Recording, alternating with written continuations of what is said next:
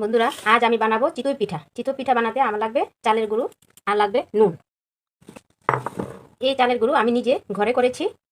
2 ঘন্টার মতন চাল ভিজিয়ে নিয়েছি, তারপর মিক্সিং জারে গুঁড়ো করে নিয়েছি। এই চিতই পিঠা বানানোর জন্য আমি এখানে নিয়েছি 2 কাপ চালের গুঁড়ো আর নিয়েছি স্বাদ মতো নুন। নুনটা আপনারা আপনার স্বাদ মতো নিয়ে নেবেন। এখন সবগুলো নিয়ে ভালো করে মিশিয়ে নেব, নুন আর চালের গুঁড়ো। আর আমি এখানে দিয়ে দেব উষ্ণ গরম জল, অল্প উষ্ণ গরম জল, তাহলে চিতই পিঠাটা ফুলে উঠবে। দিয়ে এভাবে আমি এটাকে মেখে নেব। একবারে জল দেব না, হালকা হালকা করে জল দেব।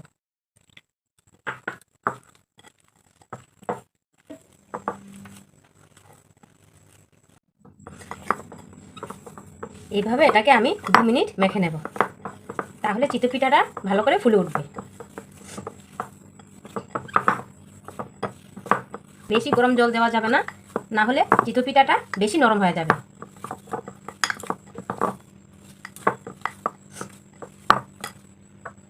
আমি আবার উষ্ণ গরম জল দিয়ে দিচ্ছি।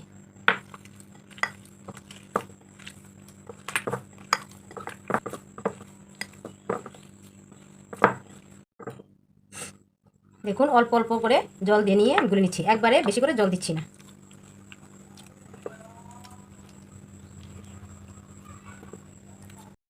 আমার ব্যাটারটা মাখা কমপ্লিট হয়ে গেছে। এখন আমি 10 থেকে 15 মিনিটের জন্য ঢেকে রেখে দেব। তো বন্ধুরা, আমার 10 মিনিট হয়ে গেছে। দেখুন আমার ব্যাটারটা এরকম হয়েছে, এই যে দেখুন। এখন আমি উষ্ণ গরম জল দিয়ে দেব। আমি আবারও আপনাদেরকে বলছি, বেশি গরম জল দিতে যাবেন না, বেশি গরম জল দিলে পিঠাটা কিন্তু নরম হয়ে যাবে।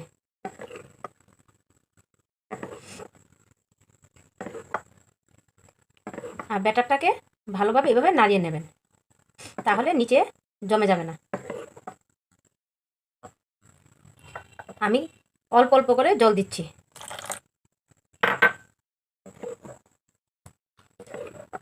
এই যে দেখুন, আমার ব্যাটারটা তৈরি হয়ে গেছে। এই যে এরকম হবে, বেশি পাতলা হবে না, আবার বেশি ঘনও হবে না। বন্ধুরা, আমি ঘরের মধ্যে চালের গুঁড়িও করে নিয়েছি আর গুলিটাও মেখে নিয়েছি। এই যে আমি চিতই পিঠা বানাবো, তো তাদের সব কিছু রেডি করে নিয়ে এখন বাইরে এসেছি। বাইরে এখন উনুনে আমি চিতই পিঠাটা বানাবো। এখন আমি উনুনটা জ্বালিয়ে নিচ্ছি। দেখুন আমার উনুনটা কি সুন্দর জ্বলে গেছে। তো বন্ধুরা, আমি চিতই পিঠা ব্যাটারটা তো ঘরে তৈরি করেছি, এখন আমি বাইরে উনুনে চিতই পিঠাটা করব। তো দেখুন, চিতই পিঠা করতে মাটির সরাও লাগে না।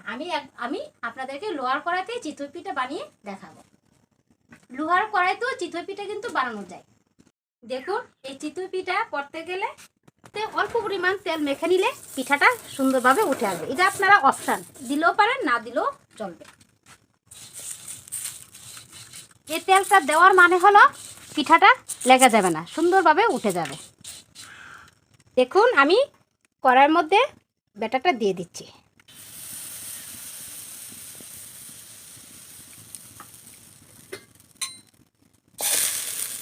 আর হালকা জল দিয়ে দেব, আর উনুনের জালটাও কমিয়ে দেব। আস্তে আস্তে হবে, বেশি তাড়াহুড়া করলে নিচে দিয়ে লেগে যাবে। দেখুন আমার পিঠাটা হয়ে গেছে। দেখুন তেল দেওয়াতে আপোষে উঠে এসেছে। এখন আমি আপনাদেরকে তেল ছাড়াও করে দেখাচ্ছি।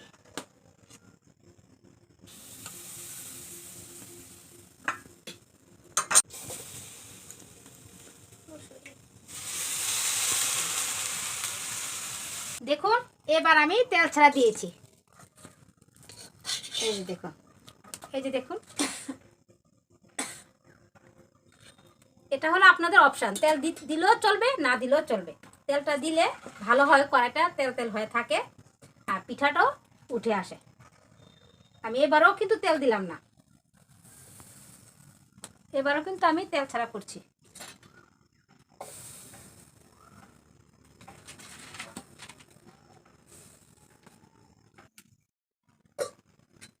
এই যে দেখুন, রাখটাও আমি আপনাদেরকে ভেজে দেখালাম।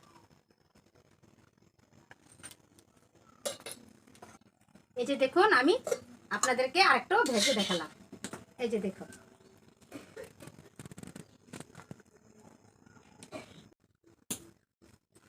তো বন্ধুরা, আমি তো মাটির সরা ছাড়া লোহার কড়াইতে চিতই পিঠা আপনাদেরকে বানিয়ে দেখালাম। তো আমার এই চিতই পিঠা আপনাদের কাছে কেমন লাগলো তা কিন্তু অবশ্যই কমেন্টের মাধ্যমে জানাবেন। ভালো লাগলে লাইক শেয়ার করবেন। আর হ্যাঁ, আমার এই ছোট্ট চ্যানেলটাকে আপনারা কিন্তু সাবস্ক্রাইব করতে ভুলবেন না। আপনারা সবাই ভালো থাকবেন, সুস্থ থাকবেন। আবার আসবো নতুন একটি রেসিপি নিয়ে। ততক্ষণের জন্য টাটা।